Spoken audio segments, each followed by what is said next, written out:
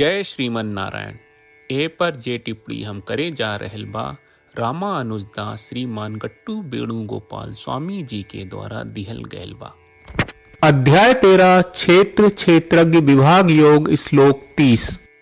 यदा भूत पृथग्भावम् एकस्थम् अनुपश्यति तत एव च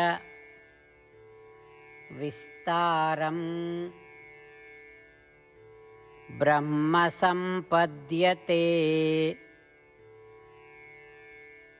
तदा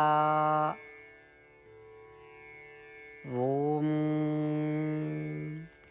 गीताचार्य श्री कृष्ण परमात्मा अर्जुन समेत हमनी सभे के क्षेत्र क्षेत्रज्ञ विभाग योग सिखा रहल बानी। परमात्मा कहत बाड़न की अर्जुन आत्मा और प्रकृति दुई गो अलग अलग वास्तविकता होला। सब जीव पैदा होला और आत्मा आ प्रकृति और शरीर के बीच के परस्पर क्रिया के कारण प्रजनन भी होला। तन में बदलाव होला बाकिर आत्मा में ना। जे लोग ई पहलू के समझेला कि शरीर में होके वाला बदलाव से आत्मा के कौनो संबंध नहीं खे और आत्मा कर्म के करता ना होला बल्कि शरीर और प्रकृति ही करता होला, ओकरा आत्मा के एहसास हुई। उ लोग ई एहसास हुई कि आत्मा शुद्ध ज्ञान के रूप है। ई तरह से परमात्मा श्री कृष्ण हमनी के सलाह दे रहल बाड़े कि हमनी के साफ साफ समझिए कि शरीर में होके वाला परिवर्तन आत्मा के ना ही। ऐसे हमनी के लगातार आपन के याद दिलावत रहे के चाहिए कि शरीर में होके वाला बदलाव हमनी के ना आई और हमनी के लगातार याद रखे के चाहिए कि शरीर जौन कुछ करेला ओकरा करे वाला हमनी ना है। श्री कृष्ण परमात्मा के शिक्षा के ध्यान करत हमनी के श्रीमन नारायण के प्राप्ति के उद्देश्य से अपन शरीर के सर्वोत्तम उपयोग करे के शुरुआत करी जा। हमनी के श्रीमन नारायण के समर्पण करत श्री कृष्ण परमात्मा के वचन के जैसन बा वैसन श्लोक के रूप में दोहरावे के कोशिश करी जा। यदा भूत पृथग्भावम् एकस्थम् अनुपश्यति तत एव च विस्तारम् ब्रह्म संपद्यते तदा। श्रीमद् भगवत गीता का पूरा सार श्री कृष्ण परमात्मा ने अध्याय 18वें के श्लोक 65 से 70 में 8 काम करे खातिर दिले बाड़े। श्री कृष्ण कहले हम ओ लोगन से प्रेम करनी जो लोग इन 8 बातन के मान तारे। हम ओ भक्तन के हर तरह से रक्षा करब। श्री कृष्ण परमात्मा के द्वारा बोलल गईल संपूर्ण भगवत गीता सुनला के बाद अर्जुन कहले करिष्ये वचनम त्वा, जेके मतलब बा कृष्ण मैं उही करब जौन आप कही।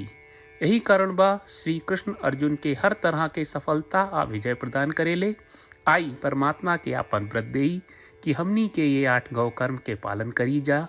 ई वचन परमात्मा के देवे से बड़न कौनो पूजा तपस्या यज्ञ नहीं। हम 8 प्रण कहब जौन हमनी के करे के चाहिए। आप सब कृपया इन्हन के आपन दिमाग और दिल में सोची। श्री कृष्ण के आपन वचन देवे के ई तरीका में हमनी सबकी कल्पना करे के चाहिए कि श्री कृष्ण का चेहरा खुशी से चमकत बा और खुशी के एहसास करत बा। जय श्रीमन नारायण। यहाँ हमनी के 8 वादा बा। हमनी के पहला वादा, हे श्रीमन नारायण आपका निर्देश के मुताबिक हम हमेशा तोहार ध्यान करब और तोहार बारे में सोचब। हमनी के दूसर वादा, हे श्रीमन नारायण आपका सलाह का अनुसार हम हमेशा आपका भक्त रहब। हमनी के तीसर वादा, हे श्रीमन नारायण हम आपन सब काम तोहरा सेवा के रूप में और तोहरा संतुष्टि खातिर करब। हमनी के चौथा वादा, हे श्रीमन नारायण जैस की आप माने के कहले रहलू हमरा बहुत विश्वास बा कि हम आपके होई और हम हमेशा आपन दोनों हाथ जोड़ के आपके नमस्कार करब और आपकी पूजा करब। हमनी के पांचवा वादा, हे श्रीमन नारायण हमरा के तोरा बात माम एकम शरणम ब्रज 1866 याद कहले जहाँ आप हमरा के आपन का अर्पित करे का कहा। श्रीमन नारायण मैं हमेशा तोहरे शरण में रहब। हमनी के छठवां वादा, हे श्रीमन नारायण हमरा के तोहरा बात माँ सुचहा 1866 याद कहले कि आप हमनी के शोक ना करे का आश्वासन दे रहे बड़े, हम अब और शोक ना करब। हमनी के सातवां वादा। हे श्रीमन्नारायण, आपने हमरा खातिर श्रीमद् भगवत गीता के वितरण करके हम सबके कृपा कहले और आशीर्वाद दहले बा। हम वादा करत बानी कि रोजाना कम से कम एक श्लोक पढ़ब या सुनब। हमनी के आठवां वादा। हे श्रीमन्नारायण, आप गीता के पूरा मानवता तक ले गयलू। हम गीता में आपके दिव्य वचन के उन भक्तन तक पहुँचावे के प्रयास करब जे गीता से अपरिचित बा। हे श्रीमन्नारायण, हम उई करब जौन तू करे का कहब। हम ऐसन व्यवहार करब जैसन आप चाहत बानी और हम खाली आपका खातिर काम करब। श्रीमन्नारायण के रोज आपन वचन देहल कि हम ओइस करब जैस आप कहत बानी, ई अपने आप में बड़न पूजा बा। श्रीमन्नारायण, करशे वचनम त्वा। श्रीमन्नारायण, हम तोरे निर्देश के मुताबिक काम करब। सर्वम श्री कृष्ण अर्पणम अस्तु। जय श्रीमन्नारायण। यदा भूत पृथग्भावम् एकस्थम् अनुपश्यति तत एव च विस्तारं ब्रह्म सम्पद्यते तदा। ॐ